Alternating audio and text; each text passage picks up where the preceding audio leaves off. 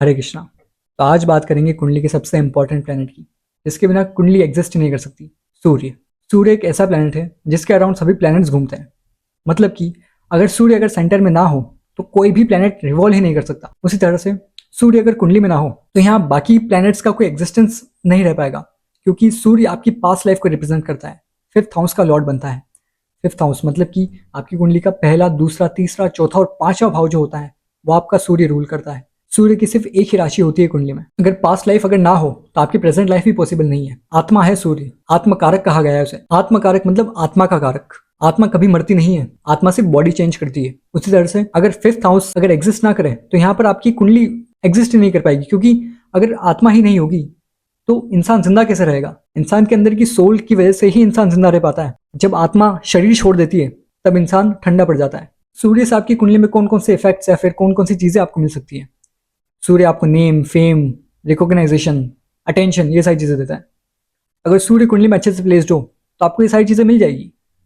और अगर सूर्य किसी ना किसी तरह से अगर अच्छे से प्लेस्ड ना हो, मेलेफिक एस्पेक्ट आ गया या फिर नक्षत्र वाइज खराब हो गया या फिर अपने एनिमी प्लैनेट्स के साथ बैठ गया, तो यहाँ पे इन चीजों को मिलने में कठिनाई होती है। आज आगे इस वीडियो में और भी डिस्कस करेंगे कि सूर्य आपके first, second, third and fourth house में किस तरह से इफेक्ट डालते हैं। बाकी सूर्य अगर कुंडली में अच्छा हो तो इंसान की इम्यूनिटी बहुत अच्छी रहती है, क्योंकि जितने भी बैक्टीरियाज वगैरह होते हैं वो गर्मी से मर जाते हैं। सूर्य अगर अच्छा होगा तो बॉडी में हीट ज़्यादा होगी और हीट की वजह से इम्यूनिटी ज़्यादा अच्छी होगी, और इम्यूनिटी अच्छी होगी तो इंसान डिजीज से फ्री रहेगा। तो देखते हैं कि सूर्य आपके फर्स्ट हाउस में अगर प्लेस्ड हो तो किस तरह के रिजल्ट्स आपको मिलेंगे। सूर्य के लिए फर्स्ट हाउस बहुत कंफर्टेबल हाउस है। सूर्य यहाँ पे उच्च के होते हैं। सूर्य जब भी लग्न में बैठते हैं तो यहाँ पे लग्न के लिए काम करते हैं। सूर्य आत्म का कारक है, आत्मा का कारक है। इसका मतलब कि सूर्य यहाँ पे प्लेस्ड होगा तो यहाँ पर इंसान मेनली अपनी आत्मा, अपनी सेटिस्फेक्शन के लिए काम करेगा। भले किसी और की भी हेल्प कर रहा है पर फिर भी कहीं ना कहीं उसका प्लेजर है यहाँ पे, इसलिए वो काम कर रहा है। क्योंकि सूर्य फर्स्ट हाउस में आएगा तो कहीं ना कहीं ये हेल्पिंग नेचर शो करेगा, क्योंकि सूर्य राजा है और राजा का काम है प्रजा की हेल्प करना। अगर सूर्य यहाँ पे अच्छे से प्लेस्ड हो तो मेलेफिक एस्पेक्ट आ गया तो यहाँ पे फिर चीजें बिगड़ जाएगी। सूर्य यहाँ उच्च का होता है फर्स्ट हाउस के अंदर। पर अगर मान लीजिए कि सेवंथ राशि यहाँ पे आ गई, तुला लग्न बन गया यहाँ पे, सूर्य के प्रभाव यहाँ पे खराब हो सकता है। यहाँ पे आपको रेस्पेक्ट या फिर फेम मिलने के लिए प्रॉब्लम हो सकती है। सूर्य यहाँ इंसान को बहुत ज्यादा सेल्फ मोटिवेटेड रखता है। इंसान के अंदर एक अलग सा कॉन्फिडेंस होता है कि हाँ मैं ये कर सकता हूँ।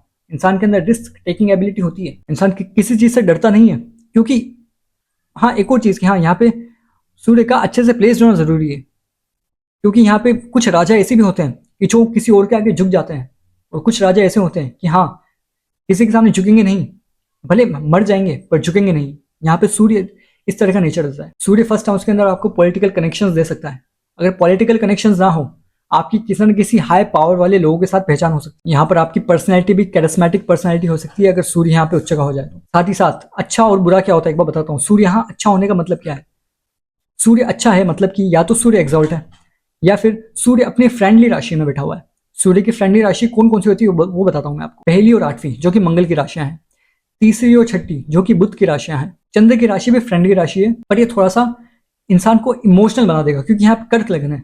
तो सूर्य की जो प्रभावशाली जो कॉन्फिडेंस है ये यहाँ पे थोड़ा सा गिर जाएगा, पर यहाँ पे फेम मिल जाएगा, क्योंकि सूर्य फेम का कारक है और चंद्रमा मासेस का कारक है। अगली आती है गुरु की राशि, 9 और 12। गुरु की राशि के अंदर सूर्य बहुत अच्छा काम करते हैं, क्योंकि अगर सूर्य के ऊपर अगर गुरु का आशीर्वाद, गुरु की गाइडेंस आ गई तो यहाँ पर राजा बहुत अच्छे से काम करता है।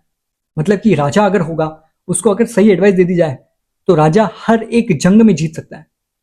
वहीं अगर शनि की राशि आ गई तो इंसान बहुत ज्यादा कर्मी होगा एक तरह से, क्योंकि सन जो है वो डिसिप्लिन को शो करता है और सैटर्न जो है वो हार्डवर्क को शो करता है। तो यहाँ पे इंसान बहुत ज्यादा मेहनती हो सकता है, अपने काम के थ्रू जाना जाएगा।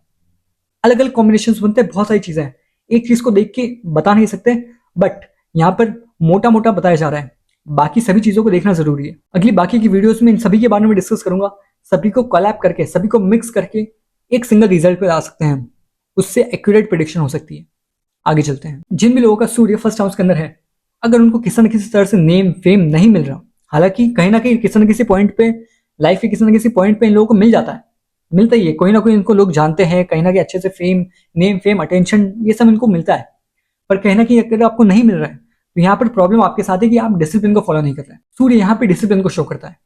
सूर्य जिस तरह से टाइम पर बिल्कुल सुबह 4, 4:30, 5 बजे उग जाता है और शाम को बिल्कुल अपने टाइम, एग्जैक्ट टाइम पे ढल जाता है। सूर्य कभी एंड नहीं होता, सूर्य कभी छोटा बड़ा नहीं होता जिस तरह से चंद्र होता है। सूर्य इटर्नल है, सूर्य हमेशा से है। आत्मा इटर्नल है, आत्मा कभी नहीं मरती। उसी तरह से सूर्य डिसिप्लिन है। डिसिप्लिन मतलब कि जिस तरह से आत्मा का कभी एंड नहीं होता, उसी तरह से सूर्य के डिसिप्लिन का कभी भी एंड नहीं होना चाहिए। सूर्य का अगर डिसिप्लिन अगर ऊपर नीचे हो रहा है किसी न किसी तरह से, आप आलस कर रहे हो, लेजीनेस आपके अंदर है, तो यहाँ पर आपको नेम फेम अटेंशन ये सारी चीजें मिलने में प्रॉब्लम होगी। कहीं ना कहीं आपके अंदर इम्यूनिटी भी कमजोर कर देगा। जिन लोगों को आप देखते हैं कि हाँ डिसिप्लिन के साथ अगर उठते बैठते नहीं है, रूटीन अगर इनका सही नहीं है, देखना बीमारियां शुरू हो जाएंगी अपने आप। एक एग्जाम्पल देता हूँ छोटा सा, स्कूल या फिर जॉब दोनों की बात कर सकते हैं। जॉब, मान लीजिए कि आप जॉब करते हैं, अगर आपके वर्क प्लेस पे कोई एक पर्सन है जो बिल्कुल टाइम पे आ रहा है, सुबह 7 बजे 8 बजे 9 बजे जब भी काम पे आ रहा है, जो बॉस ने काम दिया वो काम टाइम पे कर रहा है कि हाँ ठीक है इतना काम दिया है, सारी फाइल्स इस टाइम तक खत्म करनी है, बीच में कोई फोन डिस्ट्रक्शन किसी से फालतू की बातें करना ये सब नहीं कर रहा है, लंच वगैरह के लिए ब्रेक वगैरह लेना ये सब नहीं है, डिसिप्लिन के साथ काम कर रहा है।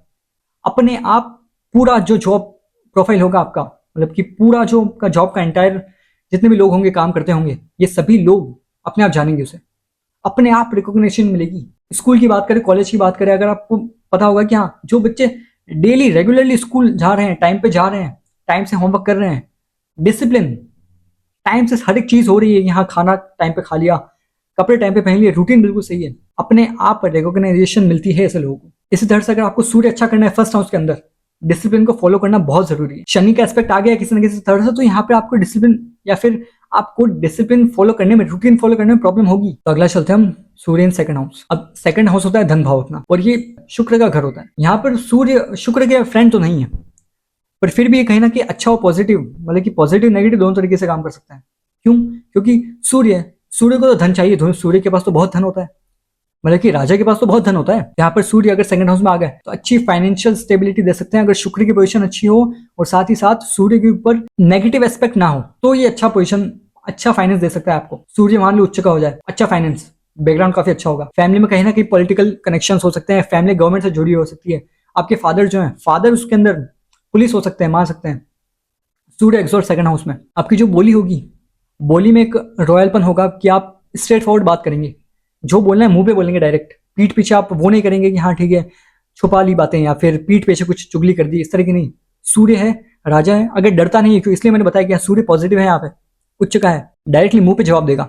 वहीं अगर सूर्य नेगेटिव हो गया, डेबिलेट हो गया, तो यहाँ पर इंसान फिर पीठ पीछे बुराइयां करता है। जो भी है बुराइयों से मेरा मतलब है कि पीठ पीछे बातें करता है, आगे नहीं बोल सकता, क्योंकि कॉन्फिडेंस नहीं है। सूर्य आपको कॉन्फिडेंस को रिप्रेजेंट करता है कि बोली का कॉन्फिडेंस, बात करेंगे तो कॉन्फिडेंस आएगा आपकी बोली में। फैमिली आपकी रिच हो सकती है, आपकी जो आवाज होगी स्ट्रॉन्ग वॉइस हो सकती है, बताया मैंने आपको भी। यहाँ पर सूर्य मैरिज को हल्का फुल्का खराब कर सकते हैं, क्योंकि ये वीनस का हाउस है और 7th हाउस से 6 से जा रहे हैं यहाँ पे सूर्यदेव, तो यहाँ पे ये मैरिज की थोड़ी सी प्रॉब्लम दे सकता है।